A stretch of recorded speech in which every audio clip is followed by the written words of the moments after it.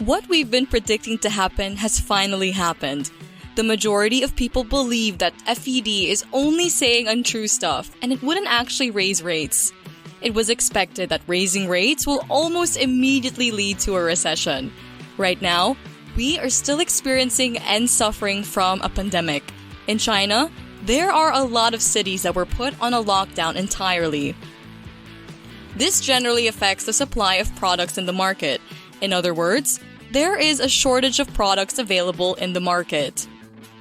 On the other hand, the FED chose the 8% inflation over stopping the economic wheel. With this decision, however, the opposite happened. It was unexpected to everyone that FED will raise the rates by 0.5%.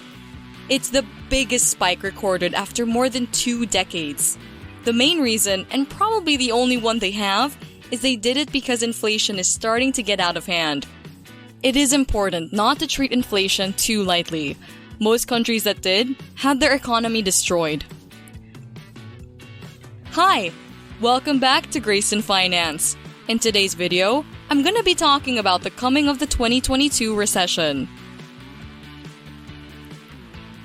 If we're talking about inflation, the best example would be Hungary after the Second World War, 1946.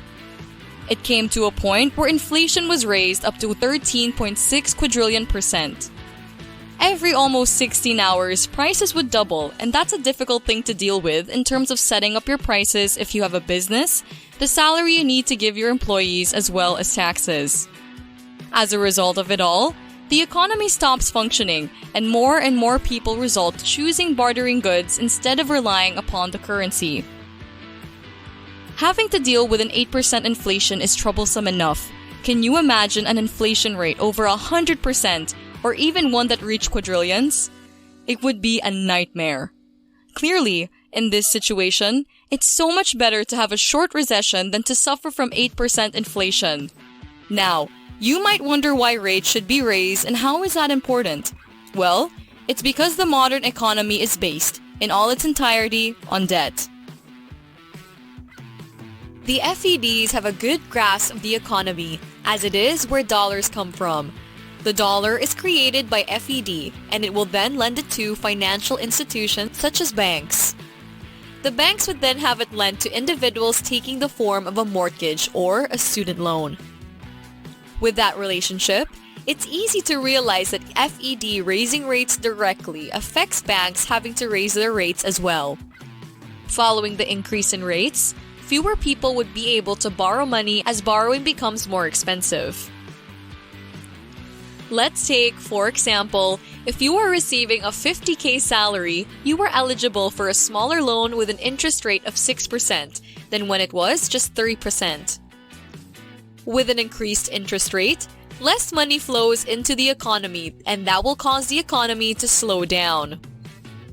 That's actually a cycle that just keeps on repeating in regards to the economy.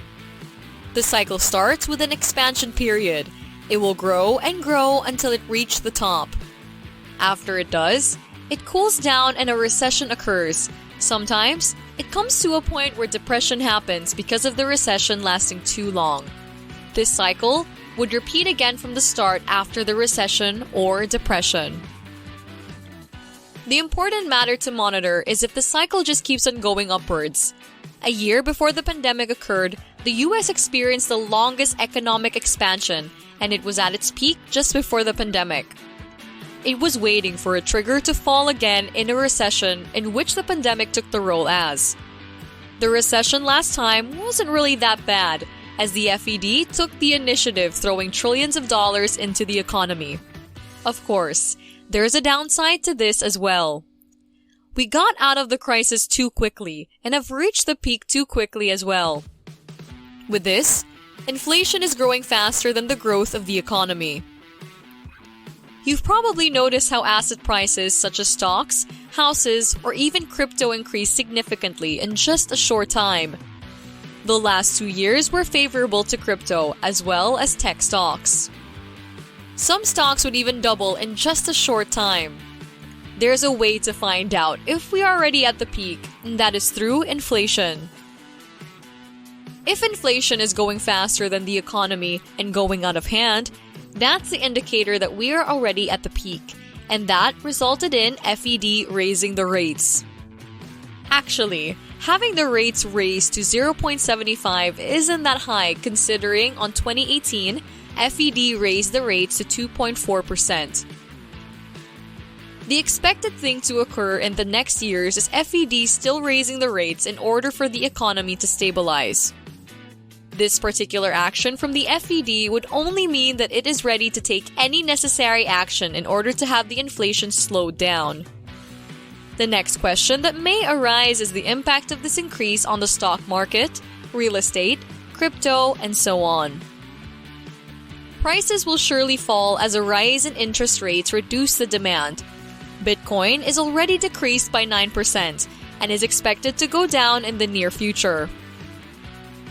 On the other hand, the S&P 500 is down by 4%, while the Dow Jones by 3.4%. While this decrease doesn't necessarily mean that they will keep on failing, it will be expected that less money will be flowing into volatile assets. The stocks that were increasing significantly will surely slow down, and the companies that were supposed to go bankrupt during the pandemic will have to realize that they will have to grow without the FED's money. It will become a normal sight to stocks dwindling. If you're wondering whether or not that would stop inflation, the answer is both yes and no. Let's take, for example, it is expected that it will impact house prices. Prices will be extremely expensive, and most people would choose to rent over buying. If people do that, prices then begin to fall. It's not exactly predictable how much they will go failing, but there is an expected housing crisis to potentially happen. Since there is a shortage of houses in the market, the outcome can be unpredictable. However, not all inflation is due to FED increasing rates. The 0.5% increase in rates doesn't necessarily affect gas prices, as the latter is mostly settled by OPEC, which is an organization dealing with exporting petroleum countries that are concerned with controlling the demand as well as the supply of oil in the market. The high gas prices are also because of the war in Ukraine, leaving a scarcity of supply in the market. Of course, what we need to worry about really is inflation. Because of the pandemic, supply chains were crushed, destroyed what companies have been building up for years, and now higher rates will lead to companies having very few resources to restore what they have built. The budget shrinking will inevitably result in cutting expenses, and with that, unemployment rates will increase as wages is the biggest expense in the majority of companies.